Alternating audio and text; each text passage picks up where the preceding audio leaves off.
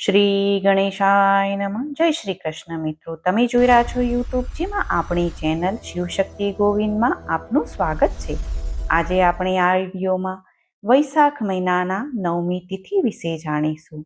વૈશાખ મહિનાના નવમી તિથિને સીતા નવમી તરીકે ઓળખવામાં આવે છે.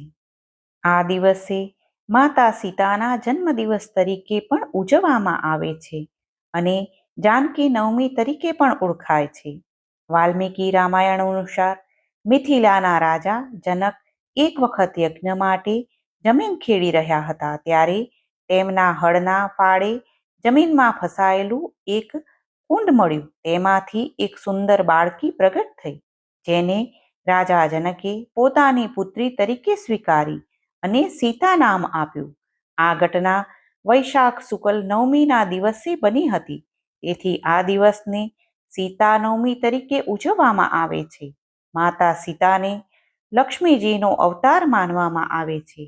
આ દિવસે તેમની પૂજા કરવાથી વ્યક્તિને ધર્મ, સમૃદ્ધિ અને શાંતિ પ્રાપ્ત થાય છે. વિશેષ કરીને દાંપત્ય સુખ માટે આ દિવસે મહત્વપૂર્ણ માનવામાં આવે છે. પૂજા કરનારને 16 મહાદાન અને પૃથ્વીદાનનું ફળ મળે છે. આ દિવસ સ્વયંસિદ્ધ મુહૂર્ત માનવામાં આવે છે, એટલે કે કોઈ પણ શુભ કાર્ય માટે વિશેષ મુહૂર્તની જરૂર નથી. આ દિવસે સાંજના સમયે લાલ કે પીળા કપડા પર માતા સીતાની મૂર્તિ અથવા તસવીર સ્થાપિત કરી જળ, સિંદૂર, અક્ષત અને ફૂલો સાથે કલશ સ્થાપિત કરવામાં આવે છે.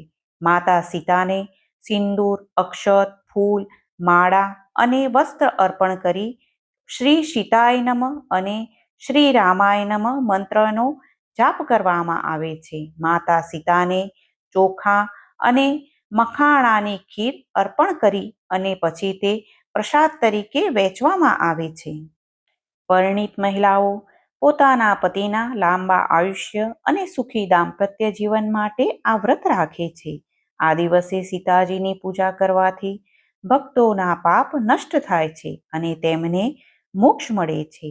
સીતાજી પવિત્રતા, ધીરજ અને સમર્પણનું પ્રતીક છે. તેમનું સ્મરણ કરવાથી જીવનમાં શક્તિ અને સમજદારી મળે છે. જાનકી નવમીના દિવસે વ્રત રાખવાથી પરિવારમાં સુખ, શાંતિ અને સમૃદ્ધિ આવે છે. સીતા એ ભગવાન રામના પત્ની તથા લક્ષ્મીનો અવતાર મનાય છે. માતા જાનકી તો ભારતીય સતીત્વ કે નારીતાનું પ્રેરક અને જીવંત પ્રતીક છે.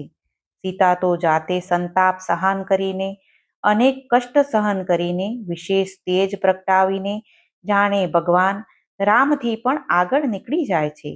સીતાનો જન્મ પણ ચમત્કારિક અને વિદાય પણ ચમત્કારિક. ધરતીની પુત્રી ધરતીમાં સમાઈ જાય છે. વેદમાં સીતા કૃષિની દેવી મનાય છે. સીતા શબ્દનો અર્થ થાય હળથી ખેડાઈને ધરતીમાંથી મળી લે કે ઉત્પન્ન થયેલી જે માં સીતા. બોલો માં સીતાની જય.